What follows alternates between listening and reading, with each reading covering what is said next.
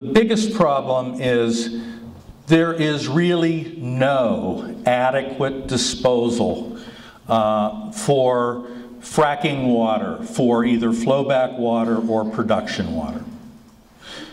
In the area south of Pittsburgh, alternately this material has been taken and it has been put into coal mines that have been filled with fly ash.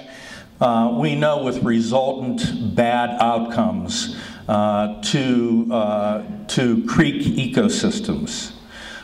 We also know, for instance, that, putting this into a sewage treatment plant, even though the sewage treatment plant might get a benefit because they're paid a little bit for disposal of this material, the sewage treatment plant does nothing to purify this water. This is the old solution to pollution is dilution kind of thing. You put this water in, you've added it to sludge and other sewage waters. It gets diluted a little bit before it goes into the waterway, but it doesn't remove these metals and elements that I've been telling you about, not one bit.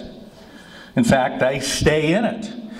That's some of the research that we're going to be doing this. This whole disposal issue is a very big issue because there is no, right now, there is no good disposal mechanism in Pennsylvania for this waste, for this brine water. They just really don't exist. There are some facilities that are getting permitted now. There are, I think, some problems with the permitting of some of those facilities. I think that there's going to be court challenges to some of those facilities ever being opened in some of the river reaches that they're in. So these are big problems. The boomtown model. You know, there's been a lot said about the benefits of shale gas extraction, and in particular, Marcellus shale gas extraction in Pennsylvania. It's my firm belief that none of these cost-benefit analysis were done in a proper method. All of the cost-benefit analysis that you see don't take into account really very, very important areas known as public goods. Our public goods are things like our air and our water.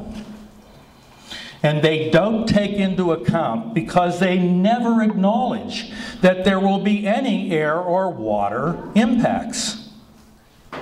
Well, this is just not true, because you all know that there are air and water impacts, and if you pay attention to what's happening around the country, you know there are air and water impacts, and they should be involved in cost-benefit analysis. Now, the other part of cost-benefit analysis, the public health parts that have been totally overlooked, are those behavioral and community health effects that we see happening in gas and oil exploration patches across the nation and, in fact, throughout the world. In these boomtowns or in intense development of either gas or oil plays, that number one, you see increases in divorce. Number two, you see increases in alcoholism.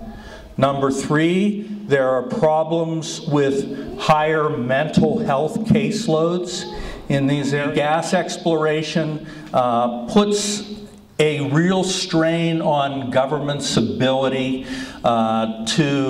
local government's ability to handle zoning and planning. Part of this problem is because some aspects of gas exploration are off limits to local zoning and planning and local political management. That's not a good thing, I think. If you are a citizen and you are thinking about leasing your gas rights, you should form together with every citizen you can. Hire a lawyer And you should have 20 to 40 to 100-page document that is presented to the gas and oil company for exploration, that not only just deals with upfront payments and royalties, but deals with things that are very important to you. Baseline water tests, follow-up water tests, what to do in the event of water problems, what to do in the event of air problems, how you would like your site put back. Gas companies have made a very big point of saying what a net benefit this was going to be to our economy. You remember that? Remember all the talk about how many jobs would be created, etc.? Really, as it turns out, most of the jobs that come down the pike are itinerant worker jobs. Really, that's what they are. They're itinerant worker jobs. People coming through, doing the fracking, and moving on, fracking in other areas. They bring with them, by the way, law enforcement problems. And they leave and go to the next community where they have problems.